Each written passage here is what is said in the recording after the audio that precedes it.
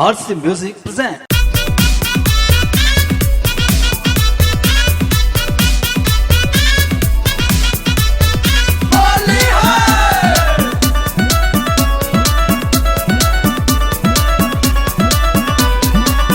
होलिया में लहुरा देवरवा करेला गजनवा हे आहे। होलिया में लहुरा देवरवा करेला गजनवा हे आहे। चोलिया में हाथी घुसा के रंगेला जो बनवा हे आहे। चोलिया में हाथ घुसा के रंगेला जो बनवा हे आहे। होलिया में लहुरा देवरवा करेला गजनवा हे आहे। होलिया में लहुरा देवरवा करेला गजनवा हे आहे। चोलिया में हाथी घुसा के रंगेला खजनवा हे आहे। चोलिया में हाथ घुसा के रंगेला जो बनवा हे आहे।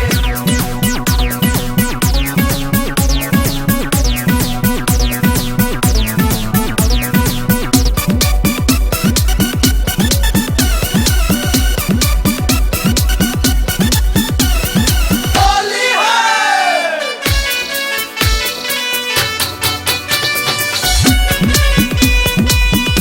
एकरा तो चढ़ल बावे होली के उमंग हो।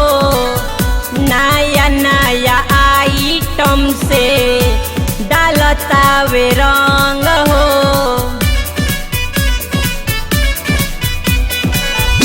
एकरा तो चढ़ल बावे होली के उमंग हो।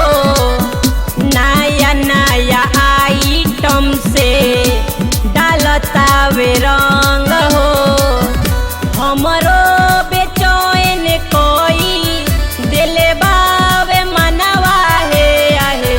हमरो बेचैन कोई दिले बावे मनवा हे आहे।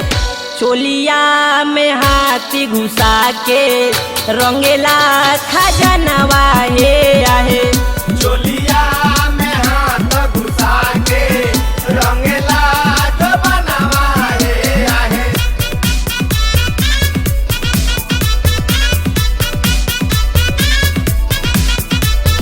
होली है।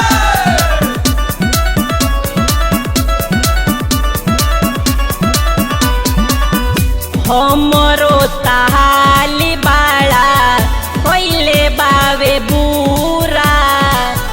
झोंकी देला धूरा हो थाके फूर हुरा।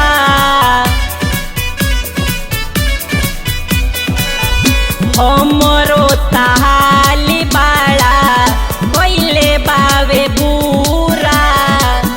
झोंकी देला धूरा हो थाके फूर हुरा। कैसे बचाई हम एकरा से जानवा हे आहे। कैसे बचाई हम एकरा से जानवा हे आहे। चोलिया में हाथी घुसा के रंगेला जो बनवा हे आहे। चोलिया में हाथ घुसा के रंगेला जो बनवा हे आहे।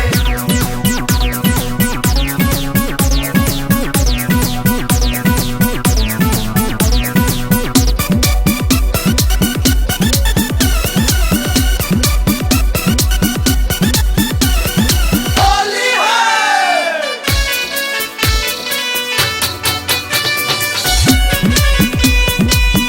गौरी शंकर देवारा के चालिना चिन्हाती बा। ठाकुर पारवाना नाही एकरा बुझाती बा।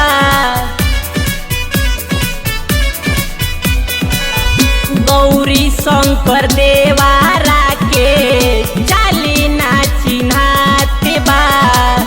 ठाकुर पारवाना नाही एकरा बुझात बा कोई दीजिया ने ओ देश हमरो खजानवा हे आहे कोई दीजिया ने ओ देश हमरो खजानवा हे आहे चोलिया में हाथी घुसा के रंगेला जो बनावा हे आहे चोलिया में हाथ घुसा के रंगेला जो बनावा हे आहे होलिया में लहुरा देवरवा करेला गजनवा हे आहे होलिया में लहुरा देवरवा करेला गजनवा हे आहे चोलिया में हाथी घुसा के रंगेला खजानवा